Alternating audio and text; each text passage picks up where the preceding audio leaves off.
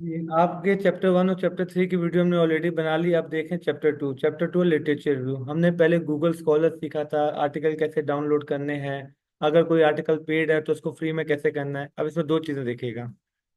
ये मैं वापसी गूगल स्कॉलर पे आ गया, ये देखें गूगल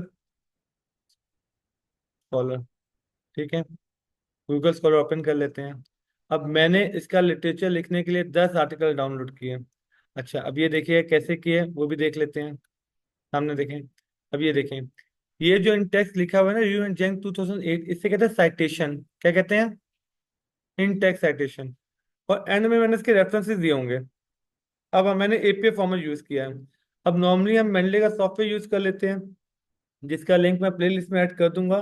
लेकिन अगर मेंडले सीखना नहीं चाह रहे तो इसका आसान तरीका क्या है वो भी आपको दिखा देता हूँ। ये देखें, ये है रेफरेंस की हेडिंग। ये देखें, ये 10 के 10 रेफरेंस मैंने यहाँ पे मेंशन कर दिए हैं। क्लास सामने देखें, ये सब एपीए फॉर्मेट में दिए हुए हैं। डन। ये सब के सब किसमें? एपीए फॉर्मेट में। अलिश भाई ये बात समझ लें, ये सब मैंने यहाँ पे लिखा कैसे। अब आप इमेजिन करें कि एक आर्टिकल मुझे लिखना है, कोई भी कीवर्ड लिख देता हूँ। कस्टमर सेटिस्फेक्शन, कस्टमर रिटेंशन लिख देता हूँ यार। अब ये देखें, माने मैंने इस आर्टिकल को डाउनलोड कर लिया और यूज किया, अब मुझे उसका रेफरेंस देना है। ये क्या लिखा हुआ है? जैसे ही क्लिक करेंगे पॉपअप विंडो ओपन होगी। ये एपीए लिखा हुआ है, इसको आप कॉपी करेंगे और रेफरेंस में क्या कर देंगे? पेस्ट। ये ऑटोमेटिकली एपीए फॉर्मेट में लिखा हुआ है। तो आप यहाँ से सारे रेफरेंस कॉपी पेस्ट कर सकते हैं। डन हो गया। लेकिन आपको साइटेशन खुद देनी पड़ेगी। ठीक है, लास्ट नेम लिखना पड़ता है। जी एलिशबा। हार्वर्ड भी कर सकते हैं, लेकिन मैंने रिपोर्ट एपीए में बनाई हुई है। आपकी रिपोर्ट की रिक्वायरमेंट भी शायद एपीए में है। हाँ। हाँ, तो अब हार्वर्ड को कॉपी पेस्ट कर दें। हार्वर्ड को कॉपी करें, वहाँ पे पेस्ट कर दें। इसमें APA, Harvard, Chicago, Vancouver, MLA सब दिए हुए हैं। तो जो भी रिपोर्ट की रिक्वायरमेंट है उसको कॉपी करके रेफरेंस वहाँ पे पेस्ट कर देंगे। डन हो गया उस्मान साहब? ये क्लियर है? हाँ, साइटेशन देना आपको सीखना पड़ेगा। अब मैंने ये 10 आर्टिकल डाउनलोड किए थे, ये देखिएगा। इन 10 आर्टिकल्स को डाउनलोड किया और सारा लिटरेचर इन 10 से ही मैंने निकाला है। अब आपको बताता हूँ मैंने लिटरेचर लिखा कैसे है।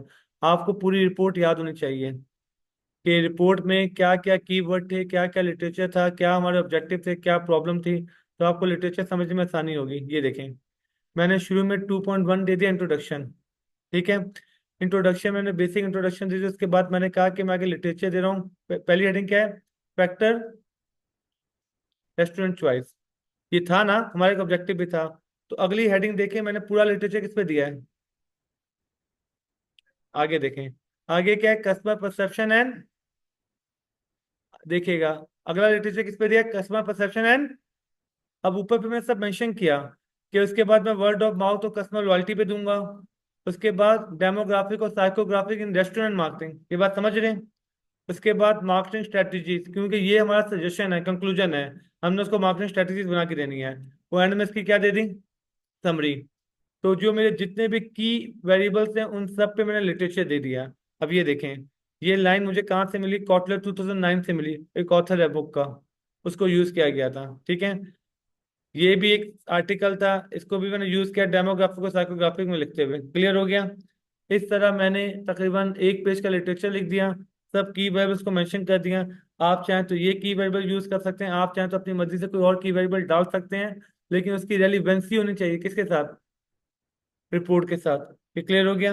अब ये देखें, ये जरूरी नहीं आप भी इंट्रोडक्शन और समरी लिखें। मुझे ये बेहतर तरीका लगा कि पहले इंट्रोडक्शन लिख दूं, आगे बता दूं ये चीजें हैं।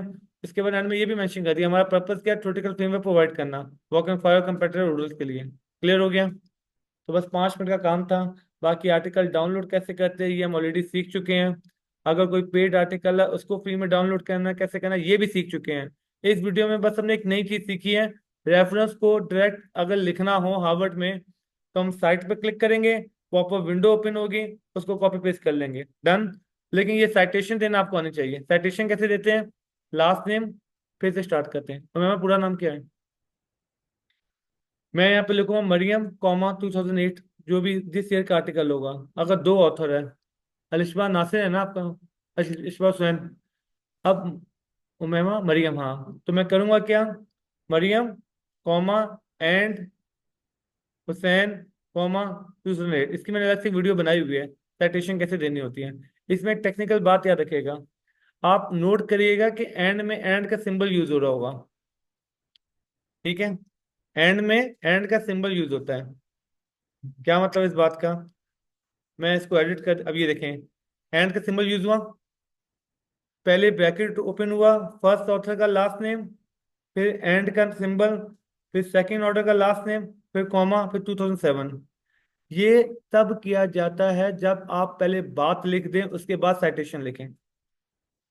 अगर आपने पहले नाम लिखना है, जैसे मैं कहूं कि सेकंड नेम क्या था आपका, मरियम एंड हुसैन 2007 सेड, तो पहले मैंने नाम लिखा, तो इसमें एंड ए एन डी वाला आएगा, और नाम ब्रैकेट के बाहर आएंगे, सिर्फ एयर ब्रैकेट के अंदर आएगा। यहाँ पे मैंने एक एग्जांपल भी दी हुई है, जान के दोनों के नाम किए थे ताकि आपको सब आ जाए। अब ये देखें, नाम बाहर है और एयर ब्रैकेट के अंदर।